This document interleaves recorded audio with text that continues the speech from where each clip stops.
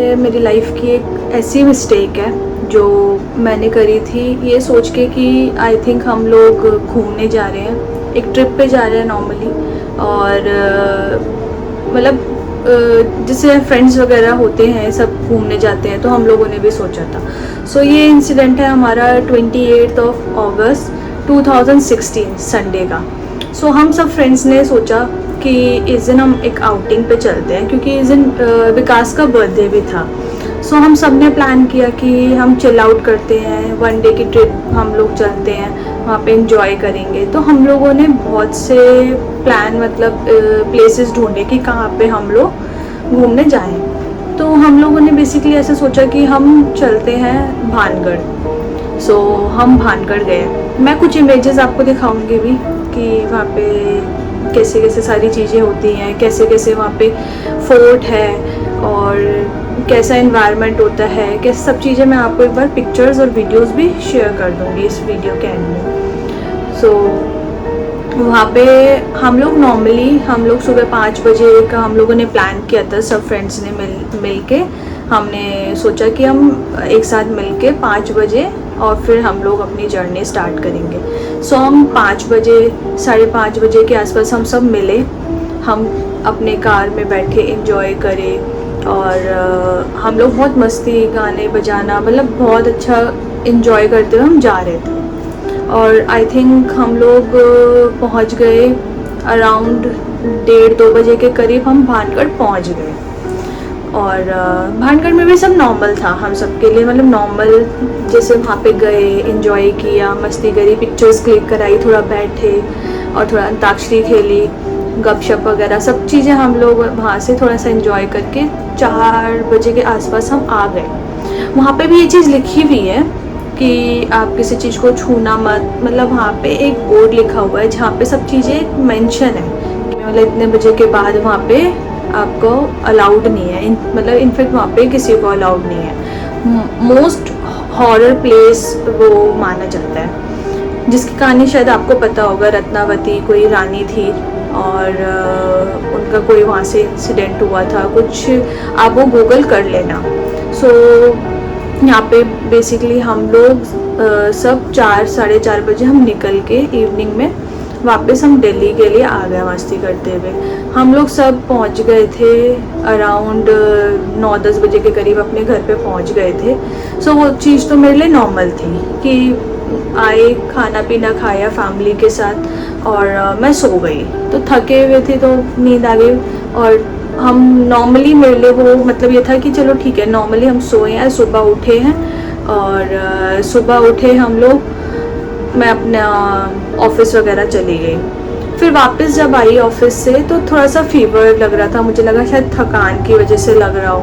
मैंने उस चीज़ को नेगलेक्ट किया, मैंने खाना वाना खाया, अपना फ़ोन वोन यूज़ किया, रात को सो गई। जब भी मैं सोती हूँ, मतलब मेरी जो भी नाइट वेयर्स और नाइट सूट्स जो होते हैं ना, वो सारा लूज़ रहता है, जैसे कि लूज़ टी शर्ट्स हो गई, पजामा हो गया, और मैं बाल खोल कर ही सोती थी।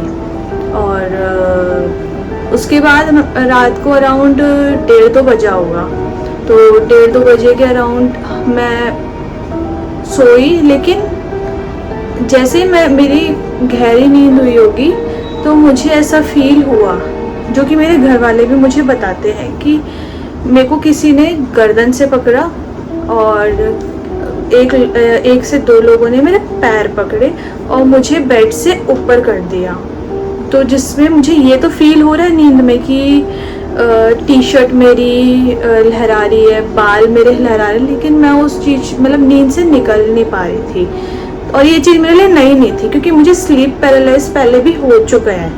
तो मेरे दादाजी एक चीज़ बोलते हैं, जब भी किसी को स्लीप पैरालाइज हो तो उनको प्रैक्टिस करनी चाहिए कि गले से अगर हम बोल नहीं पा रहे ना, एटलीस्ट हमारा जो वॉइस बॉक्स है वो हमेशा ओपन रहता है, तो आप उससे मतलब कोशिश करो बोलने की, लाइक तो ये चीज़ आप कोशिश करो बोलने की।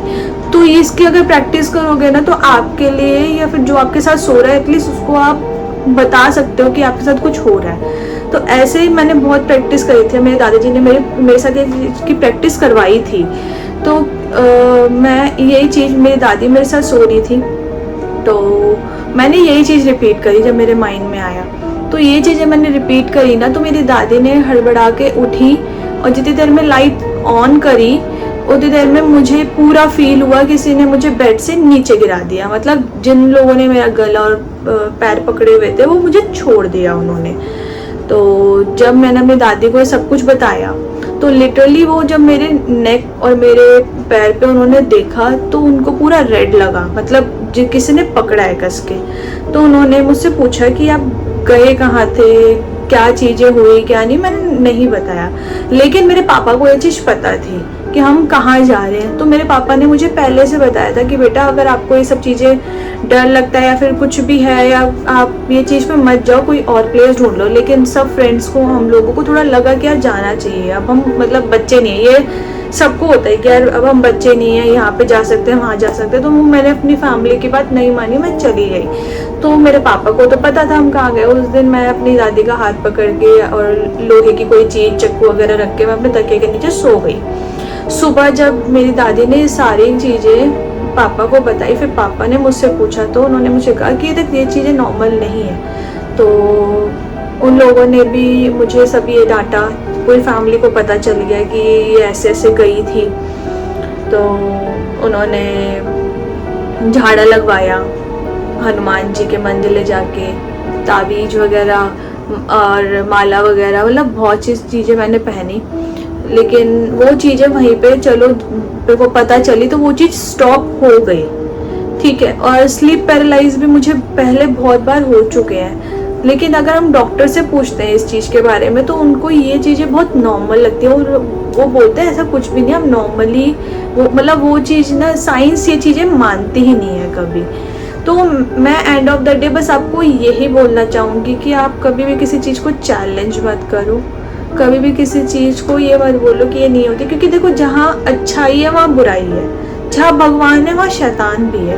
मैं ये नहीं बोलती आप डरो, लेकिन अब चैलेंज भी मत करो, अब नॉर्मली रहो। वो मेरे केस में था कि मुझे ऐसे हुआ, इस चीज़ की वजह से मतलब विकास भी मेरी फैमिली में जब आए तो उनको ये चीज़ बोली कि आप इसको लेके ऐसी जगह पे कहीं नहीं जाओगे कभी भी, अब नॉर्मली जाओ।